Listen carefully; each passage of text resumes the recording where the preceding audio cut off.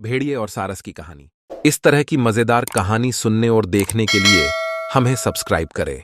एक बार की बात है, जंगल में एक भेड़िया बहुत ही भूखा प्यासा भटक रहा था।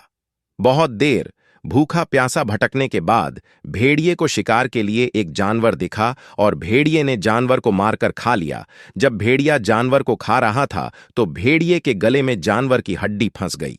बहुत प्रयास करने के बाद भी भेड़िए के गले से हड्डी नहीं लगी।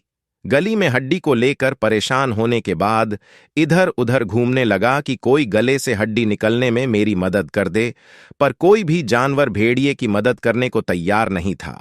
बहुत देर तक भटकने के बाद भेड़िए को एक सारस स्टॉर्क मिला। भेड़िए अपनी सारी समस्या सारस को बताई।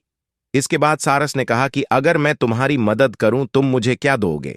जिसके बाद भेड़िए ने कहा, अगर तुम मेरी मदद करते हो मैं तुम्हें इनाम दूंगा। इनाम के लालच में सारस भेड़िए की मदद को तैयार हो गया। अब सारस ने अपनी लंबी चोंच को भेड़िए के मुंह में डालकर गले में फंसी हड्डी को बाहर निकाल दिया। जैसे ही सारस ने गले में फंसी हड्डी को बाहर निकाला, भेड़िया बहुत खुश हुआ और जाने लगा। यह देखकर सारस ने कहा कि तुमने तो कहा था कि मदद करने के बदले में मुझे इनाम दोगे, और तुम तो जा रहे हो, यह तो गलत है।